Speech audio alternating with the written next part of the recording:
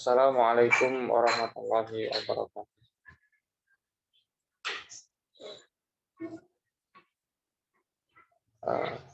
Al-Fatihah. A'udzu billahi minasyaitonir rajim.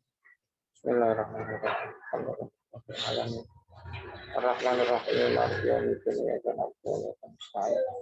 Ihdinas siratal mustaqim. Siratal ladzina an'amta 'alaihim ghairil maghdubi 'alaihim waladdallin. Amin.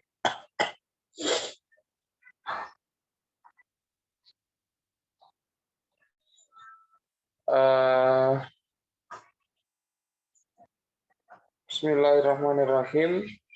Kita coba baca dulu hadisnya. Bismillahirrahmanirrahim. Hadis yang nomor 6.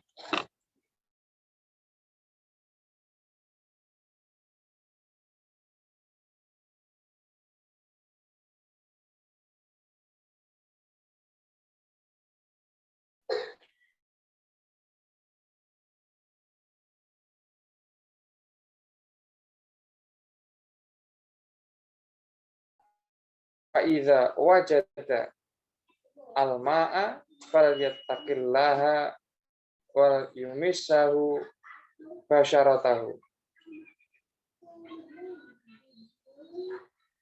Rawahu al-Bazzaru wa sahhahahu Ibnu Qattani. Lakin sawwaba ad-Darqutni irsalahu. Hadis ini diriwayatkan bersumber dari sahabat Abu Hurairah, mana beliau berkata as-sa'idu wadu'ul muslim. As-sa'idu wadu'ul muslim. Wadu, ya, as-sa'id itu artinya turab, ya, dalam riwayat yang lain digunakan redaksi at-turab wadu'ul muslim. Wadu ini artinya adalah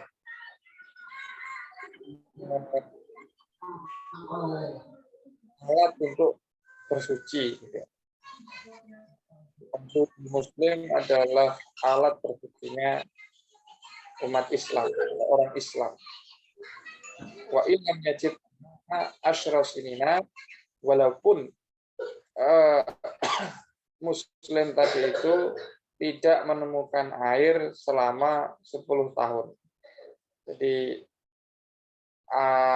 debu itu sama seperti air, ya, sama-sama sebagai wadu, sebagai alat untuk mensucikan diri. Nah, boleh menggunakan turab itu, ya.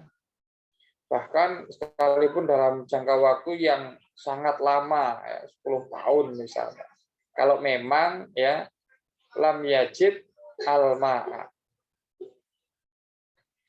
Fa idza wajad ma'a, ketika orang tersebut, ya, al-muslim tadi itu menemukan air, falyattaqillah, maka hendaknya dia bertakwa kepada Allah, ya, menahan diri dari menggunakan debu itu, gitu ya. Wal yumissahu basyaratahu, hendaknya dia menyentuhkan air ke kulitnya, artinya ya cara bersucinya kembali menggunakan air seperti biasa kalau memang ada air. Rawahu al-Bazzaru, hadis ini diriwayatkan oleh Imam al-Bazzar dan dinilai sahih oleh Imam Ibnul Qattan. Lakin sawwaba ad-Darqutni irsalahu, tetapi Imam ad-Darqutni, ya, menilai yang benar hadis ini adalah bersifat mursal, ya, bersifat mursal. Mursal itu wa mursalun min sahabi sakot, ya. Jadi ada perawi sahabat yang tidak disebut di sana. Artinya ya hadis ini tidak ada an Abi Hurairah-nya, itu tidak ada. Tapi dari tabi'in ya langsung kepada Rasulullah, bisa jadi seperti itu. Ya, yaitu ketika sebuah riwayat ya, ini ada perawi generasi sahabat yang sakot, yang gugur gitu ya. Nah, menurut Imam Ad-Daruqutni yang benar, yang lebih sahih itu adalah yang mursal itu. Tetapi kalau riwayatnya Imam Al-Bazzar, ya dia tidak mursal, tetapi ya mausulan, ya. Disambung sanadnya, ada perawi sahabatnya. Nah, ini ada ikhtilaf lah intinya ya di dalam menilai asal usul hadis ini. Jadi hadis ini kalau berdasarkan penilaian Imam Ibnu Qattan ya kualitasnya sahih. Lalu apa makna dari hadis ini? Apa dalalatul ahkam, hukum apa yang bisa diambil dari hadis ini? Ya, yang pertama tentu saja tadi ya bahwa debu itu adalah alat bersuci sama seperti air. Ya, posisinya adalah sebagai pengganti gitu ya. Sebagaimana disebutkan ya di dalam surat Al-Maidah ayat 6, wa in kuntum mardha aw ala safarin aw jaa ahadum minkum minal ghaid aw lamastumun nisa falam tajidu ma'an fatayammamu sa'idan thayyiba ya. Bahwa ini memperkuat, hadis ini memperkuat mentaukid perintah ajaran yang ada di dalam surat Al-Maidah ayat 6 itu yang memerintahkan kalau orang sedang sakit atau sedang safar ya kemudian tidak menemukan air, maka hendaknya dia bertayamum menggunakan debu ya. Pertanyaannya menggunakan debu. Nah, hadis ini intinya sama gitu ya. Jadi dia posisinya adalah mentakkid, mengokohkan, menguatkan perintah yang ada di dalam Al-Qur'an, menempatkan debu sebagai alat untuk bersuci. Yang kedua adalah bahwa syarat boleh tayamum. Ya, syarat tayamum itu ya kalau orang tidak menemukan air ya, wa illam yajid almaa asyra sinina. Kalau orang ya tidak temu air bahkan sampai 10 tahun pun itu boleh pakai sa'id. Tetapi ketika orang menemukan air maka dia harus pakai air. Ya, tidak boleh pakai pakai debu lagi, tayamum lagi nggak boleh. Kalau dia melihat air, ya, fa idza wajada al-ma' falyattaqillaha wal yumissahu basyaratahu. Nah, karena ada keterangan semacam ini di dalam hadisnya Rasulullah ya, fa idza wajada al-ma' falyattaqillah wal yumissahu basyaratahu. Ulama Syafi'iyah memahami bahwa orang harus nyari dulu. Ya. Orang harus nyari dulu benar-benar tidak ada air atau sebenarnya masih ada air. Nah, makanya ada syarat tolabul ma. Ya. Syarat tolabul ma atau mencari air dulu. Ya. Kalau dipastikan ada air, ya maka dia harus pakai air. Wal yumissahu basyaratahu, maka hendaknya dia menyentuhkan air ke kulitnya, artinya tidak pakai debu lagi. Kecuali ya kalau konteksnya adalah ada air, ya, cuma dia kesulitan menggunakan air itu. Kesulitan ini artinya begini, misalnya posisinya sedang di padang pasir begitu ya. Ada air, cuman itu untuk konsumsi, kebutuhan minum. Ya, kalau ini dipakai berwudu, ya, maka ya dia akan terancam, ya, akan ya nggak ada suplai air, jadi itu akan mengancam keselamatan. Nah ini tergolong ta'adzur, ya, nemu air, ada air, cuma ta'adzur istimalu, sulit atau ada udzur, ya, ketika kita akan menggunakannya.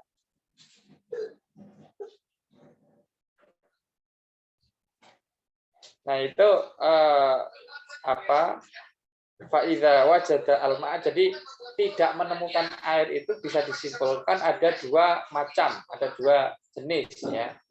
Yang pertama, tidak menemukan wujud fisiknya, ya. Tidak menemukan wujud fisiknya. Jadi memang setelah nyari memang nggak ada, gitu ya. Yang kedua, tidak ada dalam arti secara hukumnya. Ya ada airnya, secara fisik ada airnya, misalnya satu botol atau apa, ada airnya, ya. Tetapi secara hukum dianggap tidak ada, ya, karena ada kebutuhan tadi, misalnya ya digunakan untuk konsumsi tadi. Nah ini bentuk-bentuk, ya, ada mulma, ya, ketiadaan air untuk bersuci ini. Salah satu yang kemudian dianggap tidak ada air secara hukumnya, ya, salah satu adalah ketika orang ada kekhawatiran, ya, ada khauf ala doror, dia kalau menggunakannya akan mengancam keselamatannya, ya, misalnya karena dia sakit tertentu yang kalau kena air itu akan mati, ya, diduga kuat akan mati lah. Nah, kekhawatiran semacam ini itu juga menjadikan situasinya orang tersebut ada air tapi dihukumi seperti tidak ada air, ya. Boleh bertayamum. Nanti ada hadisnya, saya kira, ya.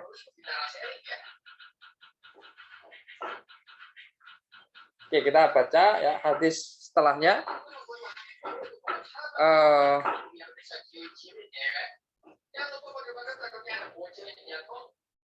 Walid Tirmidzi an Abi Dzarrin nahwahu, dan dari Imam At-Tirmidzi atau riwayat dalam kitab Sunan At-Tirmidzi ada hadis yang semakna yang bersumber dari sahabat Abu Dzar, ya, wa shahhahahu, dan Imam At-Tirmidzi menilai hadis itu sahih, ya. Oke, kita lanjutkan hadis berikutnya. Wa an Abi Sa'idin Al-Khudri radhiyallahu an qala kharaja rajulani fi safarin, dari sahabat Abu Sa'id Al-Khudri radhiyallahu an, beliau mengatakan begini, kharaja rajulani fi safarin, ada dua orang yang bepergian, ya. Fa hadarat as-shalatu, lalu datanglah, ya, masuklah waktu sholat. Walaisa ma'ahuma ma'un, dan keduanya tidak bawa air, ya.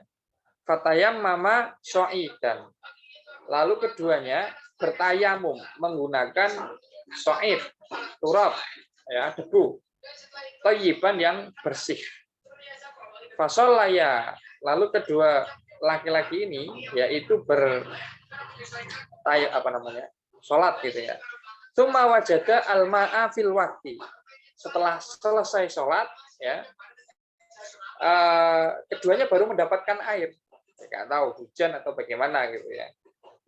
atau jalan lagi di tengah perjalanannya itu, di tengah bepergiannya itu, lalu ketemu sumber air misalnya, kayaknya mungkin begitu. Nah, bagaimana ini? Pak ada.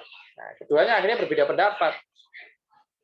Yang salah satunya itu memilih untuk wudhu, kemudian sholatnya mengulangi lagi, i'adah. Fa'ada ahaduhuma as-sholata wal wudu'a. Salah satu dari kedua pria tadi itu dia mengulangi sholatnya lagi dan berwudu lagi. Gitu. Walam yu'id al-akharu. Dan yang lain itu enggak. Ya, sekalipun waktunya masih ada. Nah, dari sana kemudian muncul pertanyaan. Yang benar, ya, ini yang iadah sholat, ya, atau yang tidak. Nah, karena mereka penasaran, berdebat, ya, menjadi pertanyaan begitu, kemudian diadukan kepada Rasulullah Shallallahu Alaihi Wasallam. Cuma ataya Rasulullah Shallallahu Alaihi Wasallam. Lalu keduanya sowan menghadap bertemu ya kepada Rasulullah. Fazakara zalika lahu. Keduanya menuturkan ya peristiwa yang dialami. Faqala lilladzi lam yu'id. Lalu Rasulullah berkata kepada orang yang enggak mengulang, enggak ada sholatnya. Asabta as-sunnata. Ya. Wa ajza'atka sholatuka. Kepada orang yang enggak ada sholat, Rasulullah mengatakan ini sudah benar ya. Asabta as-sunnah, kamu sudah mendapatkan ya atau mengamalkan, melakukan yang sesuai dengan sunnah. Sunnah ini artinya ya adalah at-thariqah asy-syar'iyyah, cara yang syar'i ya. At-thariqah asy-syar'iyyah. Wa ajza'atka sholatuka, dan sholatmu itu sudah cukup. Artinya ya sudah benar, nggak usah diulangi lagi ya. Sudah mengukurkan kewajibanmu ya. Wa qala lil akhari. Rasulullah berkata kepada yang lain yang tadi itu mengulangi sholatnya ketika menemukan air. Lakal ajru marrotain. Engkau mendapatkan pahala 2 kali. Satu pahala yang sholat pertama yang dengan tayamum tadi. Yang kedua sholat ya pahala sholat dengan wudhu tadi. Ini rawahu Abu Dawud wa Nasa'i. Hadis ini diriwayatkan oleh Imam Abu Dawud ya, di dalam Sunan Abi Dawud dan Imam An-Nasa'i di dalam kitab Sunan An-Nasa'i. Nah, lalu apa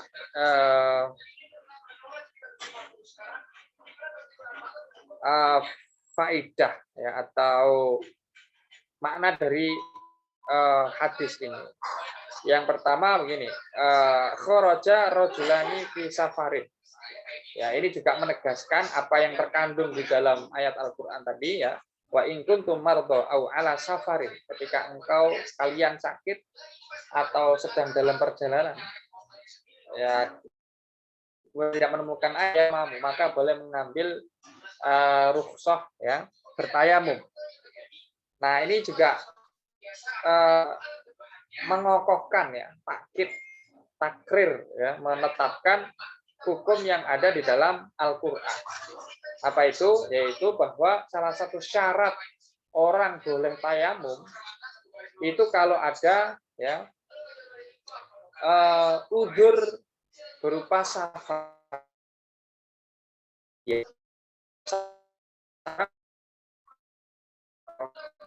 Apa namanya? Safar yang mencapai jarak diperbolehkan qashar sholat ya maksudnya, yang disebut safar di sini itu. Yaitu sekitar 80 kilo. Nah, orang boleh mengambil rukhsah ini dengan alasan safar keluar dari batas kampungnya.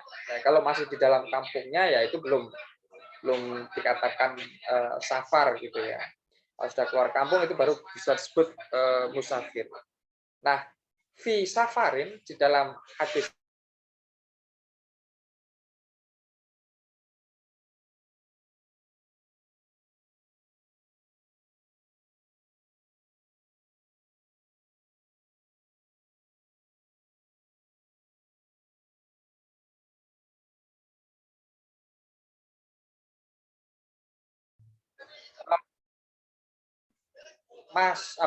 boleh tayamum itu adalah ketika waktu sholat sudah masuk.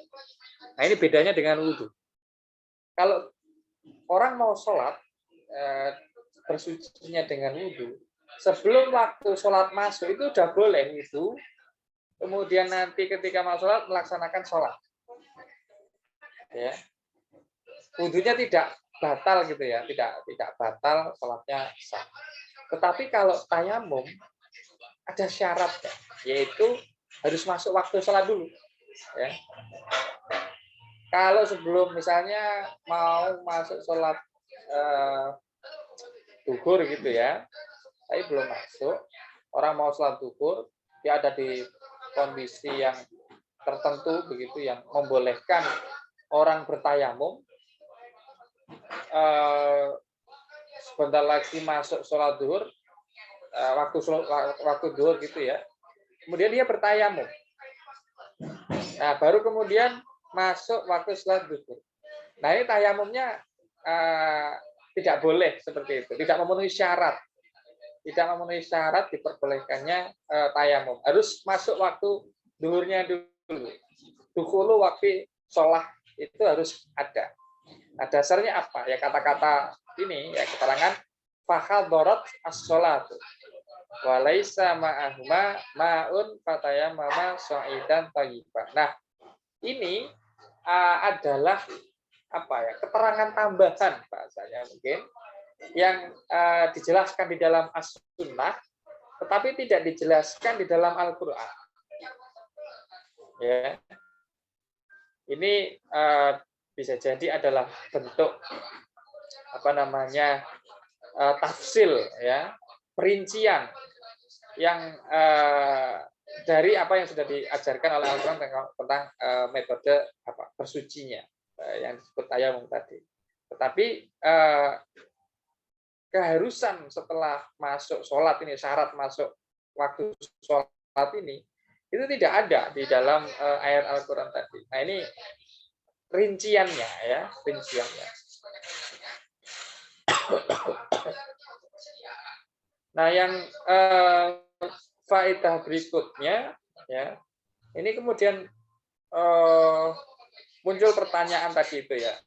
Kalau ada orang yang sudah sholat, memenuhi syarat untuk tayamum, boleh tayamum, ya, sudah masuk waktu, lalu dia tayamum dan melaksanakan sholat.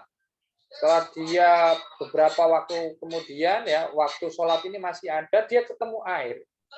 Nah, apa yang harus dia lakukan begitu?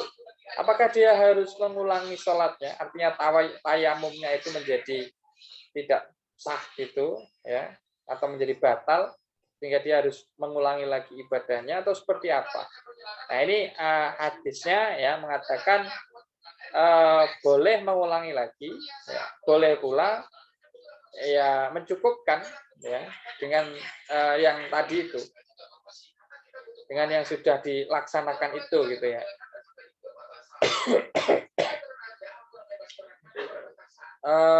Oke, itu salah satu ya yang bisa diambil dari hadis ini. Hadis ini juga kalau kita baca matannya ya, di sana ada yang disebut asbabul wurud ya.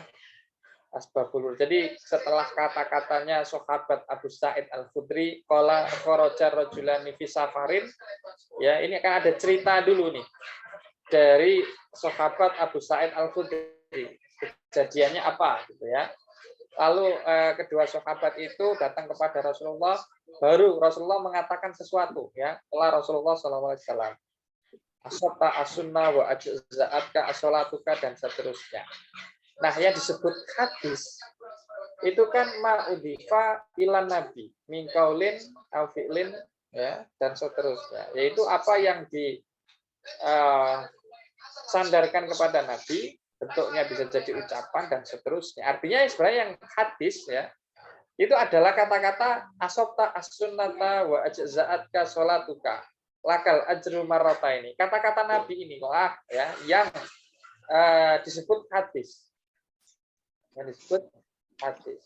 Nah, sebelum hadis Rasulullah. Ya, ini bukan kata-kata Rasulullahnya, bukan perbuatan Rasulullah, bukan, tapi cerita. Nah, inilah yang disebut sebagai ya asbabul wurud. Ya, asbabul wurud. Dia ada di dalam matan hadis, tetapi bukan sabda Nabi. Di dalam matan hadis bukan sabda Nabi. Ya, ini ya asbabul wurud. Ya.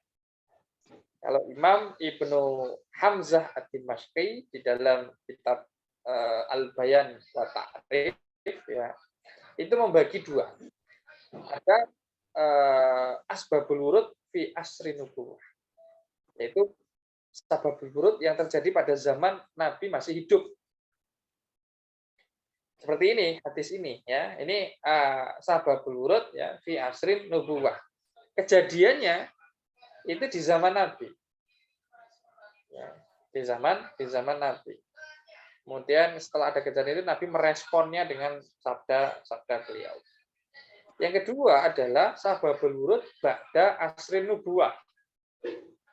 Yaitu peristiwa yang terjadi setelah berakhirnya zaman Rasulullah. Rasulullah sudah wafat setelah tahun 11 Hijriyah misalnya, ya. Terjadi kejadian. Lalu ada yang minta fatwa kepada sahabat. Nah, sahabat ini kemudian mengutip hadis ya, untuk menjelaskan suatu peristiwa. Nah, ini disebut sebagai sababul wurud ya, ba'da asrin nubuwah. Misalnya yang terkenal ya, hadis tentang iman, Islam, ihsan. Mal iman. Jadi ada hadis yang intinya adalah malaikat Jibril ini datang ke halakohnya Rasulullah dan dia bertanya, gitu, menyamar sebagai seorang laki-laki. Bertanya kepada Rasulullah, bertanya, ya, mal iman, apakah iman? Al imanu antuk minabillah, dan seterusnya. Kemudian wamal Islam, al Islam antasyhadu alla ilaha illallah, wamal ihsan, al ihsan anta'budallah ka'annaka tarahu, dan seterusnya. Nah, hadis ini kalau di dalam riwayat Imam Muslim itu ada ceritanya. Ceritanya terjadi ya di zaman sahabat ya Abdullah ibnu Umar. Ya, jadi ada jamaah tabiin dari kota Kufah.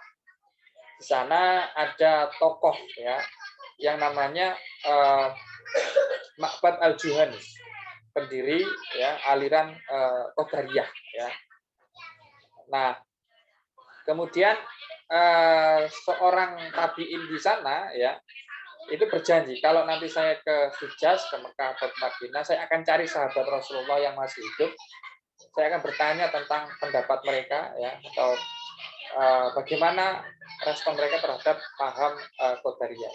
Nah, kemudian tabiin ini datang ke Madinah dan bertemu sahabat Abdullah ibnu Umar. Ditanyakanlah tentang paham Qadariyah ini. Nah, ini cerita kisah ya, konteks yang terjadi di luar zaman Rasulullah ya, setelah Rasulullah wafat.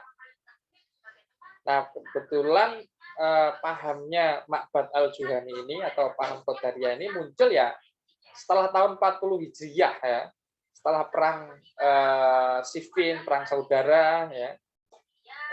Lalu muncul paham Jabariyah, lalu muncul paham Qadariyah ya, paham Khawarij dan seterusnya. Nah, di sana kemudian tabiin ini bertanya kepada Ibnu, gimana yang diajarkan oleh Rasulullah ini? Benar nggak ada ajaran tentang paham Qadariyah ini? Lalu sahabat Abdullah ibnu Umar yang mengatakan tidak ada, saya berlepas diri gitu ya dari paham Qadariyah ini. Ada sebuah hadis yang Rasulullah mengatakan al imanu antu minabillah wa malaikatihi wa kutubihi wa rusulihi wal malaikatihi ya wal yaumil akhir wal qadari khairihi wa syarrihi aiminallah, gitu ya, bahwa orang harus percaya kepada adanya takdir baik buruk itu ya sudah ditentukan oleh Allah. Nah, kalau paham qadariyah itu justru bertentangan dengan konsep atau riwayat ini, ya, sabda Nabi ini. Di mana kalau dalam hadis ini ada kewajiban beriman kepada adanya takdir, ya, nasib manusia sudah ditentukan oleh Allah Subhanahu wa taala. Kalau orang berpaham qadariyah, ya baik buruknya orang, ya, nasibnya nanti di akhirat itu ya berdasarkan ya usaha manusia itu sendiri, berdasarkan kemampuan manusia itu sendiri. Ya. Artinya yang menentukan ya selamat tidaknya seseorang ya manusia itu sendiri, kemampuan, kudrohnya manusia itu sendiri. Nah, ini tentu saja ya menafikan ya adanya takdir. Nah, itu contoh ya sababul wurud ba'da asrin nubuwah. Ada istilah lain yang digunakan untuk menyebut model asbabul wurud semacam ini ya yang disebut sebagai asbab iradil hadis. Yaitu sebab seorang sahabat mengutip ya mendatangkan ya sebuah hadis. Ini semuanya terangkum ya. Di dalam riwayat-riwayat kitab hadis itu ada dua model seperti itu ya. Faedah berikutnya yang bisa kita ambil dari hadis ini adalah menunjukkan bahwa pada saat Rasulullah masih hidup sudah ada praktik ijtihad, ya, sudah ada praktik ijtihad. Di sini misalnya para sahabat itu tahu kalau ada konsep rukhsah, gitu ya, tayamum bagi orang yang punya uzur. Tetapi dalam kasus tertentu, nah mereka harus berijtihad seperti tadi itu. Oh sudah selesai ini, sudah melaksanakan ibadah dengan mengambil rukhsah secara tayamum tadi itu. Tapi muncul masalah, loh kalau ketemu air lagi gimana? Nah mereka kan berpikir, sahabat ini berpikir, berijtihad gitu. Perlu sholat lagi atau tidak? Mengulangi sholat lagi atau tidak? Oh ternyata akhirnya hasilnya beda. Ya, hasilnya beda. Nah ini adalah wujudnya ya ijtihad dan ikhtilaful ijtihad baina sahabah. Bahkan sejak zaman Rasulullah itu sudah ada ya kasus semacam itu dan berulang kali gitu ya. Nah, kemudian di sini Rasulullah tidak menyalahkan salah satunya. As-sota as-sunnah lakal ajri. Ini artinya Rasulullah mengakui ya hasil ijtihad dari masing-masing ya kedua sahabatnya tersebut. Ini yang kemudian memunculkan konsep ikhtilaful a'imah rahmah ya. Ikhtilaful a'imah rahmah atau ikhtilaful ummah rahmah. Bahwa perbedaan pendapat di dalam masalah agama dalam hal-hal semacam ini ya itu adalah bentuk kerahmatan ya kasih sayang Allah Subhanahu wa taala. Oke, kita lanjutkan ya hadis selanjutnya. Wa ani bin Abbas radhiyallahu anhuma fi qaulihi azza wa jalla. Diriwayatkan dari sahabat Ibnu Abbas radhiyallahu anhuma fi qaulihi azza wa jalla ketika beliau menjelaskan ya firman Allah dalam surat An-Nisa ya 43. An-Nisa atau Al-Maidah. Oke, betul. Qala idza kanat birrajul al-jirahah fi sabilillah wal quruhu fayajnibu fayakhafu ayyamuta ini taksala tayammama. Bahwa kata-kata wa in kuntum marda au ala safar. Jadi kalau kalian sedang sakit dalam perjalanan kemudian tidak menemukan air, maka kalian boleh bertayamum gitu ya. Fatayammamu sa'idan thayyiba. Nah, dalam ayat ini ada kata-kata mardo, sakit gitu ya, sakit. Nah, apa maksudnya sakit di sini? kalau keterangan sahabat Ibnu Abbas yaitu ketika seorang laki-laki itu mengalami luka-luka ya fisabilillah ketika sedang berperang wal kuruhu dan ya maksudnya ini luka gitu ya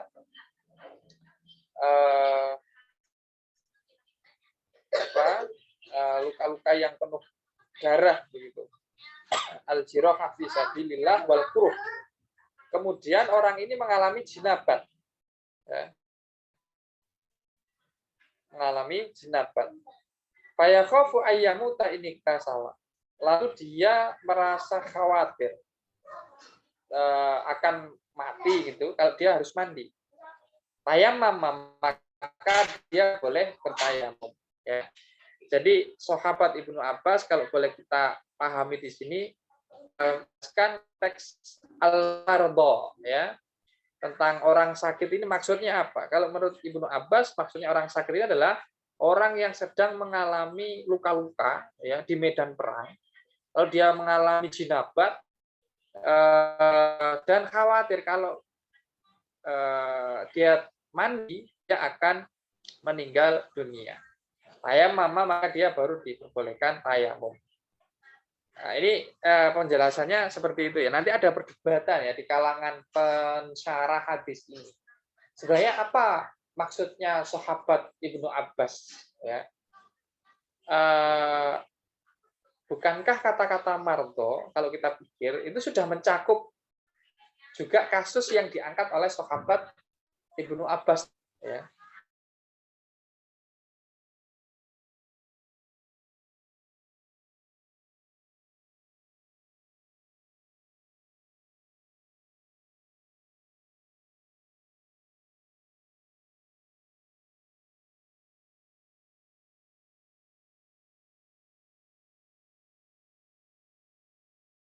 Hadis ini ya diriwayatkan oleh Imam Ad-Daruqutni. Mauqufan secara mauquf. Mauquf ini artinya ya ma'udhifa ila sahabi. Hadis ini kata-kata idza kanat birajul seterusnya. Ini adalah kata-katanya sahabat ya. Wa rafa'ahu al-Bazzar. Tetapi ada riwayat lain dari Imam Al-Bazzar yang meriwayatkan secara marfu. Artinya yang punya kata-kata idza kanat birajul al-jirah hafizata sahabat Ibnu Abbas. Wa sahahahu Ibnu Khuzaimah wal Hakim. Hadis ini dinilai sahih oleh Imam Ibnu Khuzaimah dan Imam Al-Hakim. Ya. Maksudnya yang dinilai sahih adalah yang riwayat mauquf tadi itu ya. Riwayat mauquf tadi. Nah, dari hadis ini kemudian muncul diskusi tentang khauf ya. Kekhawatiran timbulnya dampak buruk, bahaya ya, al-khauf ala-dharar. Apakah ini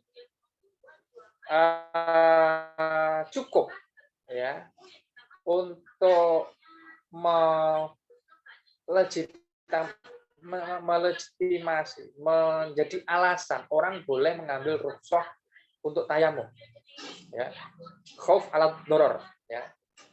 Ataukah misalnya nih ya, orang sakit kemudian ya sebenarnya tidak masalah juga kalau nggak tayamum. Kemudian dia mengambil opsi tayamum. Ataukah harus ada doror tadi itu, khauf ala doror. Nah ini menjadi diskusi gitu ya terkait dengan apa hadis ini gitu ya, kandungan dari hadis ini.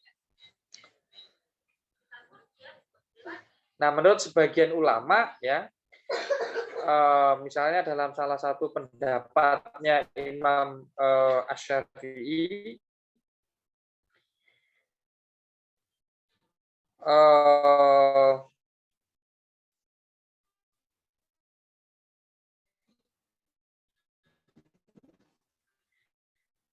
dikatakan begini, at-tayammum illa makhofatul maut. Jadi kalau di dalam hadis tadi riwayatnya riwayatnya Sahabat Ibnu Abbas tadi, ya khofu ayyamuta, ya apa takut sampai mati, dorornya itu sampai mati begitu. Nah, ada yang memahami bahwa sakit yang boleh menyebabkan orang ngambil rukhsah tayamum tadi itu adalah sakit yang kalau dia nggak tayamum ya itu akan mati gitu ya. Dia kalau sampai wudhu atau sampai kena juga yang berpendapat begini. Ajazu at-tayammum li khasyatir. Jadi kalau saja tanpa sampai mati gitu, misalnya sakitnya tambah parah kalau kena air, itu sudah membolehkan ya orang bertayamum. Ini adalah pendapat dari Imam Malik, ya, ahadu qaulai Syafi'i wal Hanafiyah. Pendapatnya Imam Malik, pendapat Hanafi. Kemudian ada juga ya pendapat yang mengatakan begini.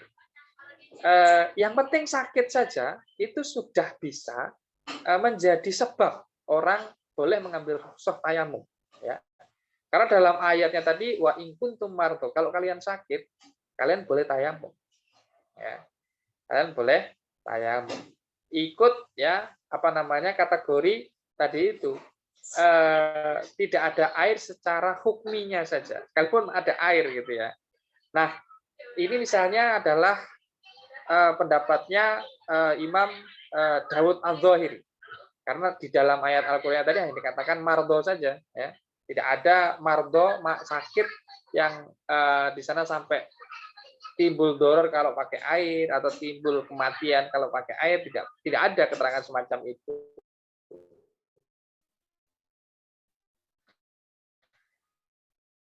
Jadi mengikuti kemudian mardo. Jadi ngeluh misalnya pusing ya, itu kan sakit.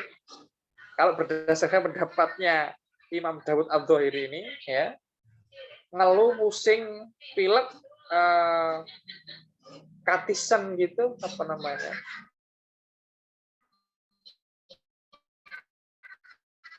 dingin gitu sampai nggak berani nyentuh air ya. Kalau menurut pendapatnya mazhab Syafi'i, minim-minimnya ini harus ada doror ya, sakit yang kalau orang pakai air nanti ya dia akan berdampak buruk kepada sakitnya itu, khasyatat doror ya.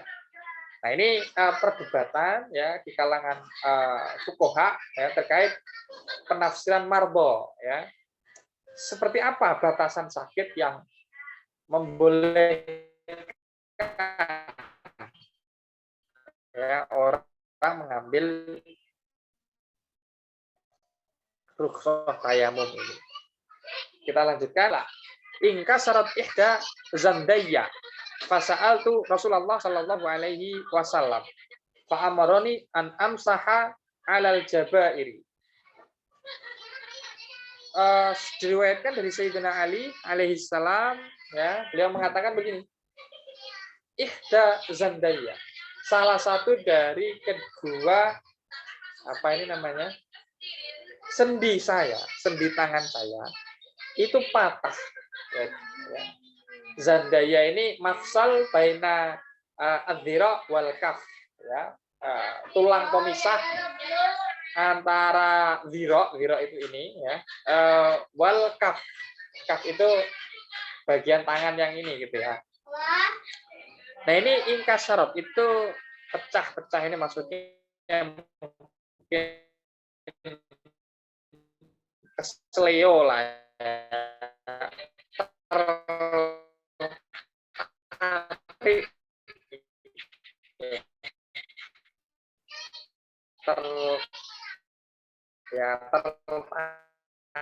gitu. Lalu kemudian ya dibungkus ya. dibungkus di perban begitu, mungkin habis urut gitu. Sayyidina Ali dibungkus sahabatnya kepada Rasul, gimana Rasul saya wudunya ini, bersucinya gimana? Kan saya untuk balutan ya perban itu. Al-mashu ini ya artinya ya diusap ya pakai tayamum begitu ya. Tayamum. Nah, ini salah satu ya syariat ya, salah satu rukhsah juga. Kalau di dalam kitab fikih ya ada konsep sohibul jabiroh, orang yang sedang diperban anggota tubuhnya yang harusnya disucikan. Ya, terutama kalau konteksnya ini adalah anggota tubuh yang wajib dibasuh ketika berwudu gitu ya. Nah, ketika dia diperban kan nggak bisa dibasuh. Gimana nih cara berwudunya gitu? Nah, di sini dikatakan ya fa'amaroni an amsaha alal jabair. Diusap saja ya. Tentu saja dengan tayamum maksudnya gitu ya. Diusap saja. Rawahu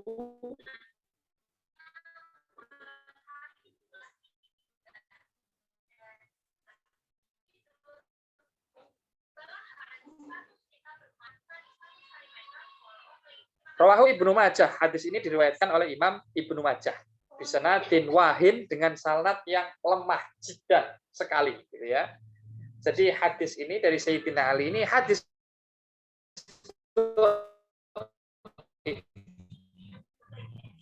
ya. Hadis dhaif disebut ada yang mengatakan ya bahwa penyebabnya disebut wahin jiddan ini adalah karena ada perawi yang bernama Amr bin Khalid Al-Wasiti. Beliau ada yang menggelarinya dengan gelar kadzab, yang artinya pendusta gitu ya. Ya artinya kalau wahin jidan ini sama wahin jidan sama dengan maudhu. Tetapi ada juga yang kritikus perawi yang menggelari beliau, menilai beliau dengan muttaham bil kadzi, tertuduh dusta ya, tertuduh dusta. Enggak, jadi bukan kadzabun bukan, tetapi muttaham bil kadzi.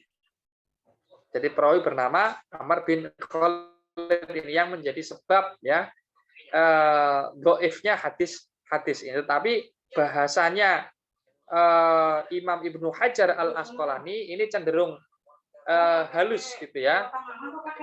Tidak menggunakan maudhu gitu tidak, tapi hanya menggunakan wahin jiddan. Ini bahasa yang saya kira halus gitu ya.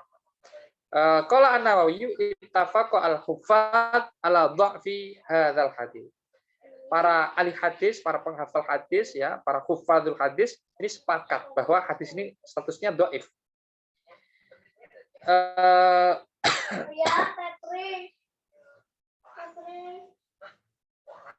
Ya nanti.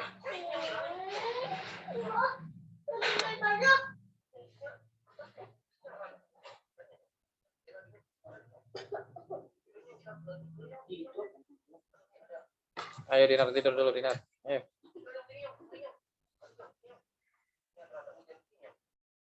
Nah, menjadi pertanyaan kalau hadis ini statusnya dhaif, apakah bisa dijadikan dasar sebuah hukum syariat? Gitu ya. Kalau konteksnya hukum syariat di sini adalah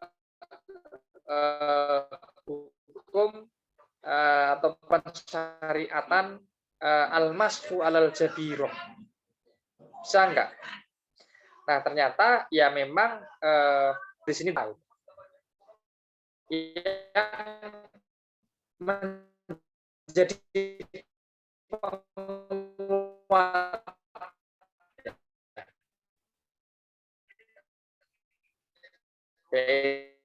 itu hadis setelahnya lagi. Hadis dari riwayat Jabir ya. Kita baca dulu. Wa an Jabirin radhiyallahu an, dan dari sahabat Jabir radhiyallahu an.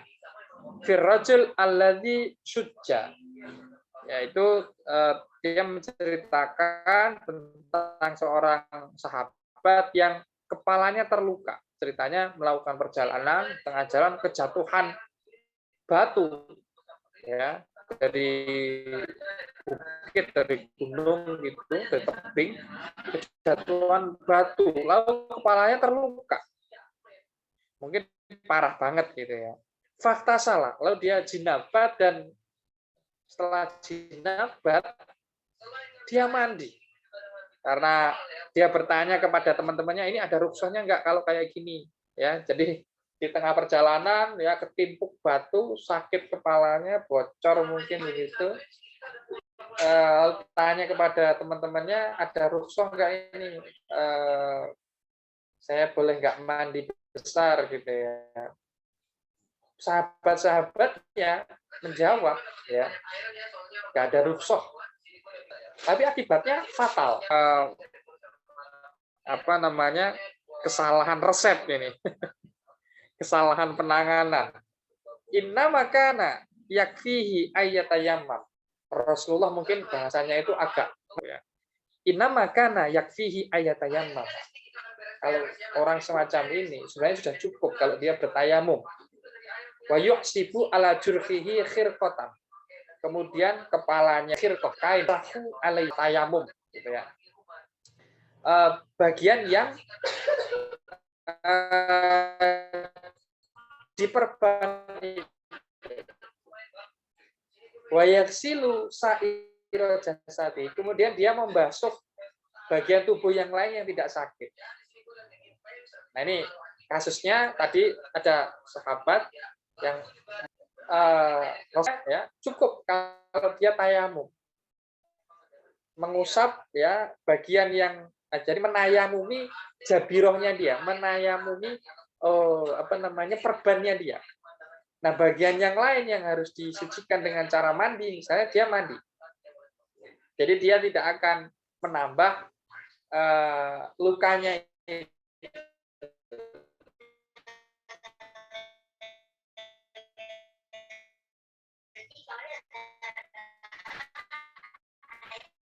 Nah, ini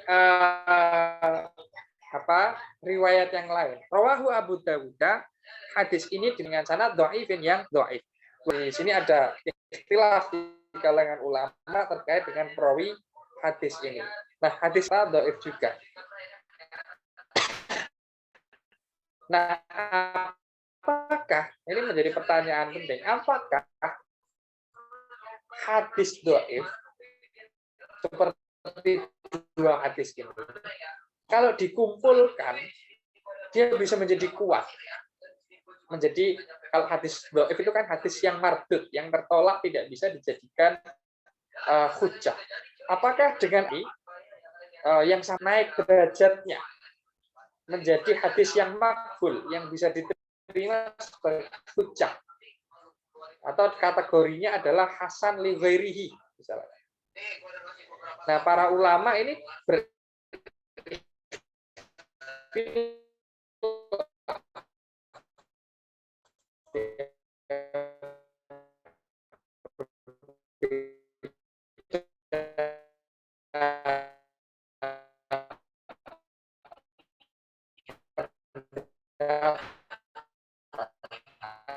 saya mengatakan ya, kedua hadis ini bisa menjadi kuat, ya, menjadi hadis makbul. Tapi ada juga yang mengatakan ya nggak bisa, sama-sama dhaif, iya bisa, ya. Sehingga kedua hadis ini ya bijam'i turuqihi ini ya, dengan mengumpulkan riwayat ini sekalipun dhaif ya, ini kemudian naik derajatnya menjadi hadis-hadis yang muhtajun, bisa menjadikan hujjah, menjadi dasar dari syariat yang masul jadiroh, ya, masul jadiroh. konsep atau rukhsah biasanya dibagi. Coba kita lihat ada yang unik ya di dalam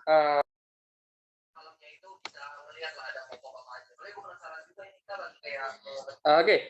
Di dalam hadis ini ada yang unik kalau kita perhatikan. Pensyarahnya ya Imam Asy-Syaukani ini misalnya memasukkan hadis ini sebagai hadis yang muskil. Di dalam ilmu hadis itu ada ilmu ya muskilul hadis. Muskilul hadis. Nah, muskilnya bagaimana? Muskilnya adalah di dalam hadis ini, hadis riwayat Jabir, itu digabungkan 3 model bersuci sekaligus. Ya, yang pertama adalah tayamum tentu saja. Ya, yang kedua adalah al-mashu alal jabirah. Ya. Dan yang ketiga adalah al-ghuslu, mandi. Ya, adalah al-ghuslu, mandi. Muskilnya kenapa? Karena di dalamnya digabungkan antara mandi dengan ghuslu, tayamum. Ini agak unik. Kenapa nggak dicukupkan dengan tayamum saja? Kan sudah ada udurnya nih ya, ada udurnya. Kenapa kok masih ada mandinya juga dan seterusnya? Nah, kalau di dalam mazhab Syafi'i, dalam kitab-kitab fikih Syafi'i ya nggak muskil-muskil amat gitu ya. Ya, tayamumi itu adalah bagian yang tertutup tadi itu ya, ada jabirohnya, ada perbannya. Sedangkan bagian yang lainnya yang sehat, cara bersucinya normal. Ya, kalau wudhu yang lainnya dibasuh seperti pada umumnya, ya. Kemudian bagian yang sakit itu diganti ya dengan cara ditayamumi. Nah, sederhananya kayak begitu. Oke, hadis yang terakhir dari bab tayamum. Ani bin Abbasin radhiyallahu anhu qala, riwayatkan dari sahabat Ibnu Abbas radhiyallahu anhu, minas sunnati alla yusalliya ar-rajulu bit tayammum illa sholatan wahidatan tsumma yatayammamu lis sholatil ukhra. Rawahu Daruqutni bi isnadin dhaifin jiddan. Di antara as-sunnah, tadi itu as-sunnah artinya ya at-thariqah asy-syar'iyyah, syariatnya Rasulullah. Makna sunnah ini adalah syariatnya Rasulullah. Adalah seseorang itu tidak sholat dengan tayamum kecuali 1 kali sholatan. Jadi 1 tayamum berlaku untuk 1 kali sholat wajib ya. Di sini maksudnya adalah sholat wajib. Sumaya tayammamu lis sholati al-ukhra. Kemudian tayamum lagi untuk sholat yang lain. Ini bedanya dengan wudhu. Kalau wudhu bisa digunakan untuk sholat wajib berulang kali. Ya, misalnya mau masuk sholat maghrib wudhu, sholat maghrib, masuk waktu isya sholat isya, ya begadang sampai subuh, kemudian masuk sholat subuh gitu ya. Nah, dengan sekali wudhu itu bisa berapa kali ya sholat wajib, sholat fardu. Tetapi kalau tayamum itu hanya berlaku untuk 1 sholat fardu saja. Ya. Dalilnya apa? Hadis ini ya. Hadis ini dasarnya dari sahabat Ibnu Abbas. Rawahu Ad-Daruqutni. Hadis ini diriwayatkan oleh Imam Ad-Daruqutni. Bi isnadin dhaifin jiddan, dengan sanad yang dhaif ya, dengan sanad yang dhaif. Nah, ini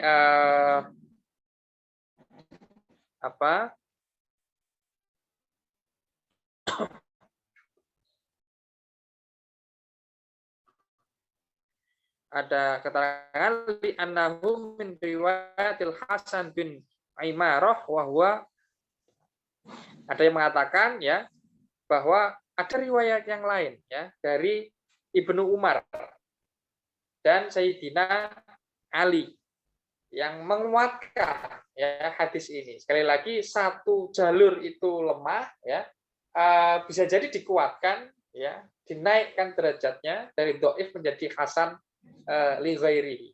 Nah, hadis ini ya kasusnya sama dengan hadis sebelumnya. Dhaif, riwayat tentang satu tayamum untuk satu ibadah fardu, ya, itu dhaif, ya. Ada riwayat yang lain dari sahabat Ali dan juga sahabat Ibnu Umar. Ada yang mengatakan dua-duanya dhaif juga. Nah, ada yang mazhab Syafi'i ini bisa naik derajatnya, ya, menjadi hadis yang makbul, ya, yang muhtajun bihi, derajatnya ya hasan li ghairihi. Kalau menurut yang lain ya bisa berbeda.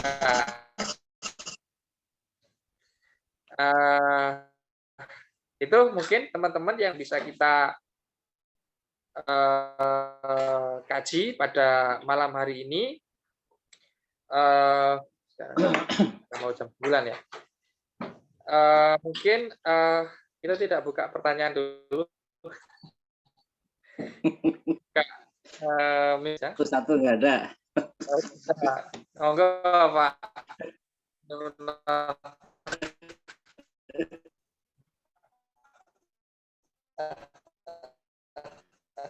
Ya, ini menarik nih Pak Ustadz, banyak yang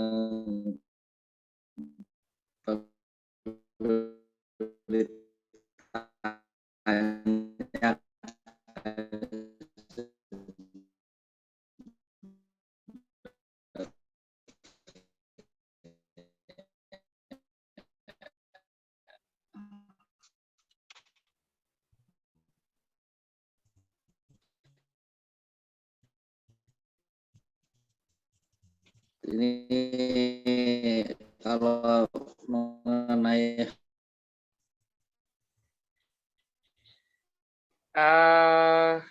oke, pertanyaan tentang kalau yang tadi tentang